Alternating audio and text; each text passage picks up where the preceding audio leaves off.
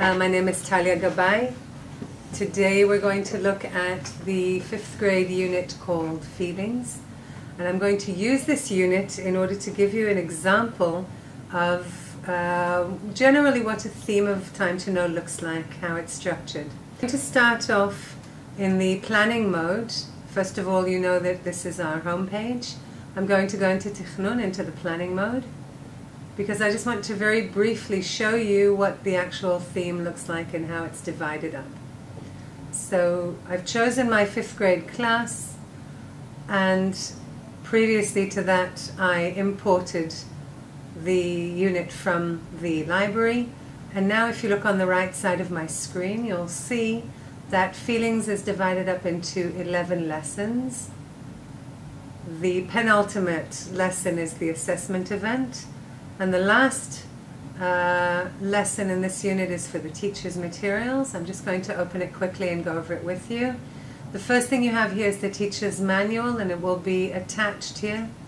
You then have worksheets that you can download with Hebrew instructions, Arabic instructions. You've got e-worksheets, flashcards, and the last one is offline lessons, which you can download onto your school network system and use them if the internet's not working. So now I'm just going to go over the Feelings unit. Generally what you'll find in a 5th grade theme is, I'm reminding you that I'm in planning mode. I'm going to be moving into Nihul Shiur in just a second. But basically the structure is that our themes, every lesson in the theme is devoted mainly to one of the skills. All the themes include all of the skills that we believe should be used and taught in English lessons. So you'll always have the 4 skills of reading, writing, listening, and speaking. We have differential activities integrated into the platform so that you'll find some of the materials that got 3 different levels of difficulty. You can group your students on the platform. If you press this button called Kfutzot, you can group your students. The grammar is taught as an integral part of the theme, so that you will find, and I'll show it to you in a few minutes, that each of the themes has a central grammatical structure around which it works. In this case, we're talking about elements such as cause and effect, and I'll just go over it with you in just a minute. Another element that we have is literature, which includes higher order thinking skills, and again I'll try and get to it a little bit later. We have performance-based activities, which are online activities and offline activities. The online activities are performance tasks, which are sent to the galleries. The gallery is used for peer assessment and evaluation and for teacher assessment and evaluation. Materials from the gallery can be screened to the whole class and used as a teaching tool. The offline performance tasks are meant for group work and pair work and outside of the classroom situations, and sort of takes the students to another place other than just in front of the computer doing his computer activities. And of course we have an assessment event at the end of each theme, which is a test at 3 different levels based on the materials, and it will evaluate or help you evaluate the achievements that the students have reached throughout this unit. And all that in addition to the ongoing concept of immediate feedback and monitoring and reports that we have as an integral part of the learning process. So I'm going to start off, I'm going to go into Nihul Shiur, Pa'ulot B'Shiur, Nihul Shiur, which is something that you're all familiar with by now. And I'm going to go into lesson 2, not lesson 1 of Feelings, and again just very quickly go over what the structure is. So the first thing that we have, and you can notice the icon on the top of the activity, the learning objective, is an icon of a teacher with a class, as opposed, for example, to this activity, which has just 1 student on it. This means that this is meant for the teacher-led activity at the beginning of the lesson. The animation is used to set the scene. It's used to set the scene, the story around which the theme is based, the grammatical structures, or lexical items that we deal with, the vocabulary that is accessed during this theme, etc. And what we do is we enlarge the screen, you cancel the volume, enable the volume, and Again, a reminder, we only have English on the screen itself, so all the instructions are in English. You can press the English narration or press the Hebrew narration. Your students can press these narration buttons if they need. I'm going to show you the movie, but just like a couple of minutes of it, just so we can understand the concepts that I spoke about before. Click.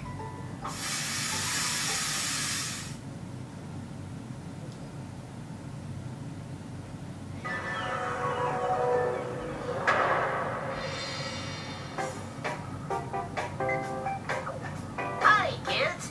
It's time for a story. Come and listen. Rob, Bob, and Ruby are in the forest. They are very excited. They are very excited because they are in the forest. There is a stream in the forest. There are flowers, trees, and stones near the stream. Oh no, it is raining. Okay, I'll leave you with all the tension of what's going to happen next and move on to the next activity. So what I said before was that the story that you can see, the animation here, in this case is based on the story of the three robots. You're familiar with this story from other contexts. The aim of the unit is to talk about feelings, so that there's a certain amount of stereotyping going on in this movie as well. The positive types as opposed to the negative types, what sort of relationships people have between themselves, etc. And it talks about cause and effect. And as the story develops, you'll see that this relationship of that here's an emotion I have and why do I feel this particular way. The aim, of course, is to get the kids to be able to speak fluently about the emotions they have, the feelings they have, and of course say why they have these particular feelings. Each new theme has 36 vocabulary items that we feel are important, divided into 3 different levels, and you will find them in the PAL activity. I'm not going to go into this because it's something that has already been given in a previous webinar by Jack, but you can go and watch that as well, and you can get a review on what the PAL does. If you look at the content of this lesson, you'll see that the animation was used obviously for setting the scene, and what I haven't mentioned is that the pedagogy around it, of course, includes pre-watching activities, while watching activities, and post-watching activities. There's a song, there's an animation that deals with cause and effect using the word because, and in this particular lesson, the students are dealing with listening comprehension activities. So that lesson number 2 would be devoted to, or the stress would then be on setting the scene and getting the vocabulary and grammar, and then going into one of the specifics here, which is the specific skill of the listening comprehension. Now, it's very important just for me to remind you, whilst you're working, we're in Nihul Shi'ur, so we're in the actual real-time classroom. Your students are connected to computers. If you press on the attendance sheet, you will see your students signed in. Of course, mine aren't because I don't have any. Take your time when you're teaching with time to know. In other words, unlocking the activity for the students to go off onto the computers and doing it, and don't rush from one activity to the next. Spend time. The movie is interesting, it's animating, there's a lot of content in it. Spend a few minutes, do the work with it, and don't rush on to do something else immediately. I'm going to flip forward to lesson number 3. And I'm going to show you another activity that we have here called story time. Story time has, let me just wait for it to open, hang on a second.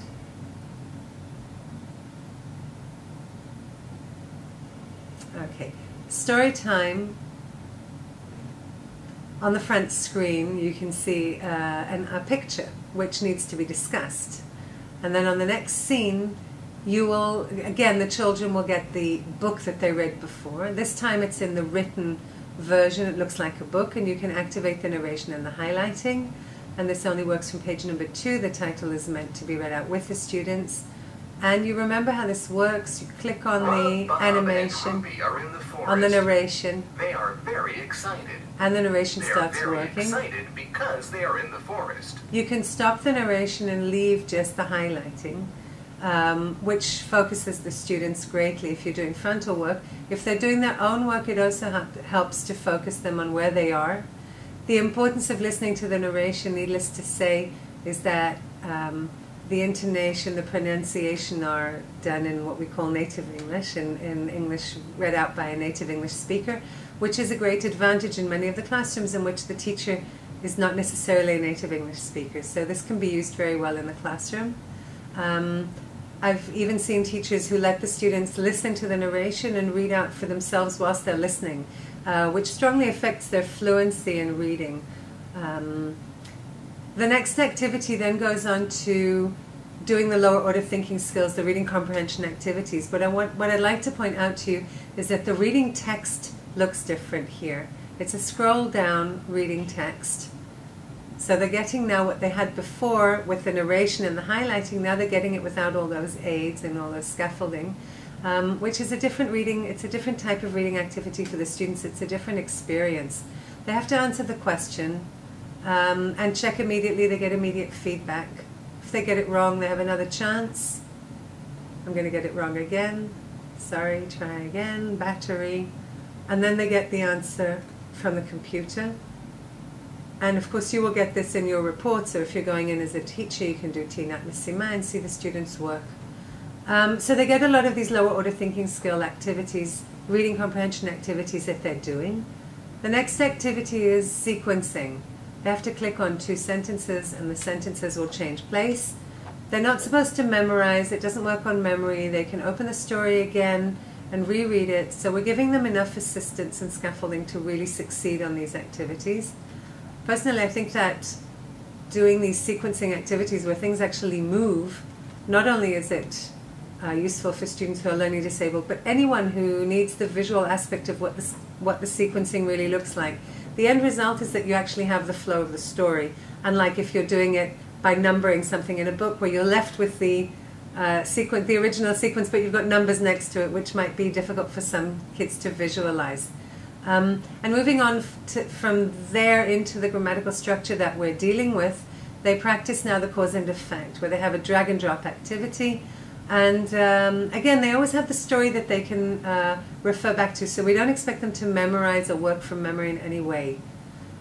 The next activity is one of my favorites. The children actually have to write, which is preparation for anything in life. It's English is communication, so having to write something using the computer, so they're using different types of kinesthetics and not the fine motor skills that we're used to with the actual writing, 21st century skills of using the keyboard, etc. But if we look at the gallery here, it says here that the students have to type in, okay? Oops, that's in Hebrew, that's not going to work very well. This is park and I don't know what. Send your sentences to the gallery. Now there's a button on the top here where the students send their activities to the gallery, and the teacher goes in, the students go in from the gallery, the students can react to each other's work, and we'll do a separate webinar about the gallery so you'll be able to participate in that a little later. I'm just going to go on now to lesson number 6, but I want to go back to the planning.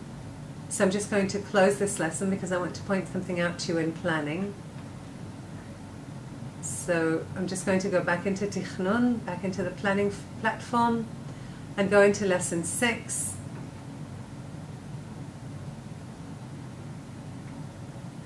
Hang on a second. Okay, in planning, in lesson 6, what I want to point out to you is that we've got the literature here. Okay, so again, I said before, everything's now been integrated into these themes. These materials have been upgraded. I'm not sure I'll be able to open it here, but I might. Let me just see if it works. What I would like to show you is the Hanchayot, the teacher's instructions. You'll find a certain amount of instructions for the teacher in every activity. This is the pre-reading activity, and in this case it's a series of games, okay? Oops. The students will play games with the words. They will then read the poem. And it says here, okay, that the students will read the poem together with the teacher and do a certain amount of activities on it. Let me see if I can get it to work from here. If not, I'll move into Nihul Shi'ul. I'll keep closing it whilst it's getting ready. And then they have the after reading materials, and again, they're doing the work in the gallery. And this is also followed by a writing activity.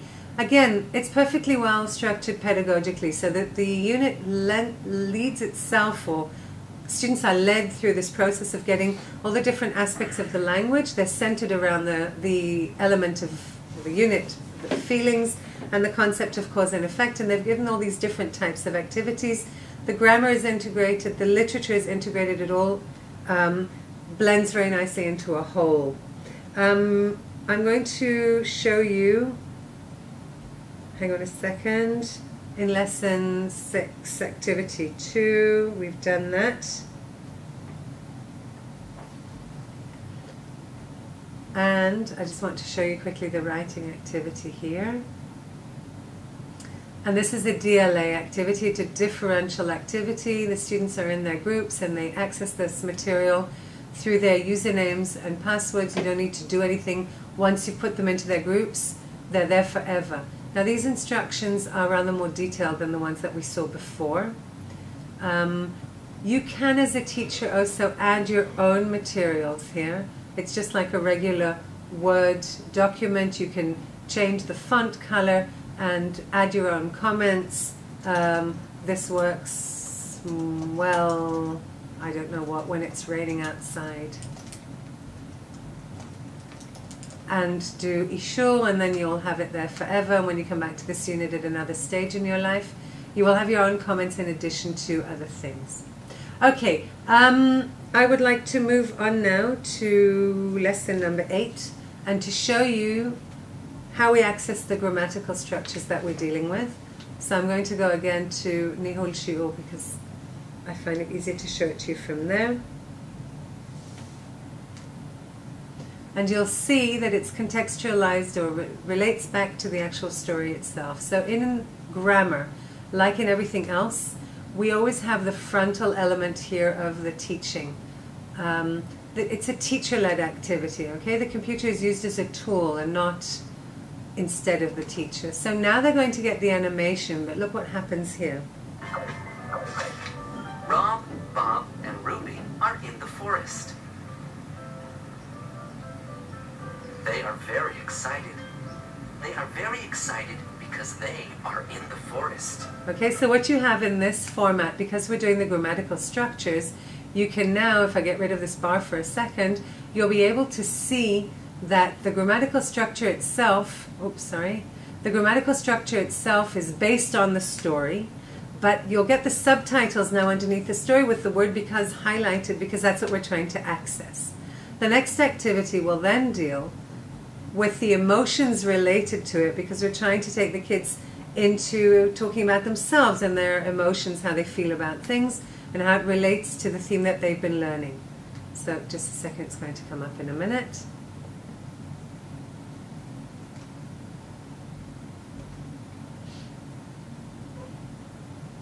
Okay, so here we have the next part of this activity, and it says, look at the following pictures. Why do the characters feel the way they do? Okay, so this is very much higher order thinking skills.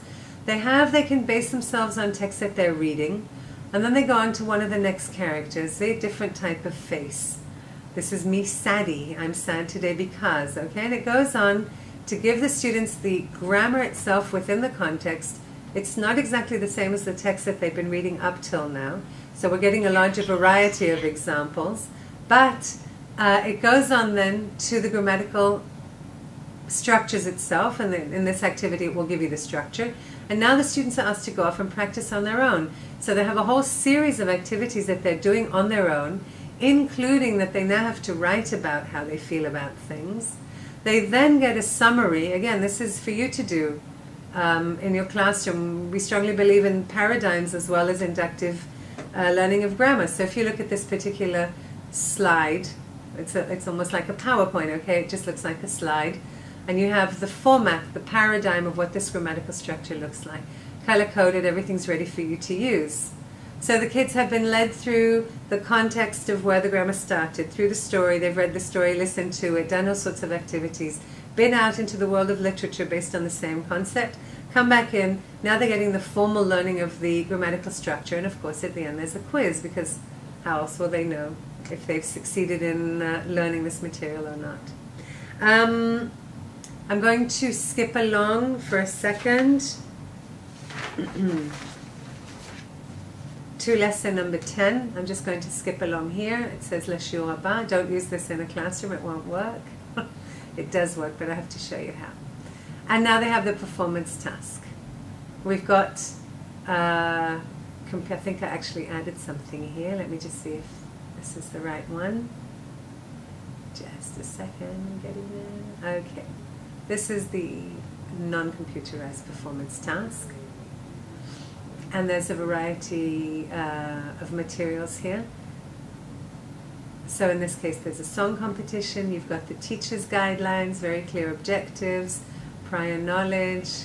This was written by, oh, what's that?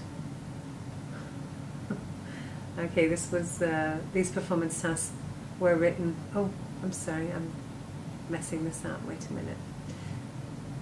Okay, so you've got the teacher's guidelines, the prior knowledge, the prerequisite skills. You've got a description of the class, of the actual task they need, and you've got the assessment criteria and rubrics here, all set out. You print them out for yourselves or for your students. If you don't, if you're green and you'd rather not print them out, you can put them up on the board. You've got teaching suggestions for this, links to YouTube, lots of different activities, and and you've got, of course, the students' instructions as well. So the students get theirs in Hebrew and in English, and they also have the performance task and other options of performance tasks. And this is relevant, checklist, rubrics, the whole thing. And this is relevant for each of our units, okay? And you've got peer assessment here as well. So this is very well thought out. It's a good thing to do with the students. I think you'll find it very successful in classroom situations. So basically, this is what I wanted to show you. It's a sort of general overview of what a theme and time to know looks like in the 5th grade. And if I just recap, I'm going to go back to Tichnun so you can see this again. You've got the, however many lessons are in this particular case, it's 11 lessons. The penultimate lesson is a test, and the last lesson is the teacher's materials. This is the test. It appears at 3 different levels, 3 different activities. It gets evaluated partially by the computer and partially by the teacher himself. You have to go in, make comments about the questions, about, we'll go over this in a different opportunity. Basically, this is what I wanted to show you. It's a sort of general overview of what a theme and time to know looks like in the 5th grade. And if I just recap, I'm going to go back to Tichnun so you can see this again. You've got the, however many lessons are in this particular case, it's 11 lessons. The penultimate lesson is a test, and the last lesson is the teacher's materials. This is the test. It appears at 3 different levels, 3 different activities. It gets evaluated partially by the computer and partially by the teacher himself. You have to go in, make comments about the questions, about, we'll go over this in a different opportunity. Each of the lessons has a stress of one of the skills that we're relating to.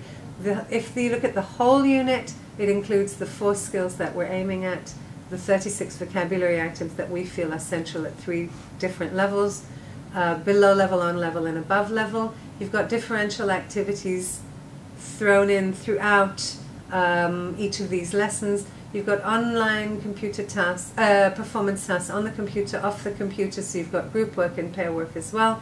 21st century skills, grammar, literature, lower order thinking skills, higher order thinking skills, student peer assessment, teacher assessment, the whole thing all goes together.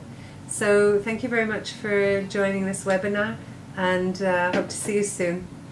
Bye.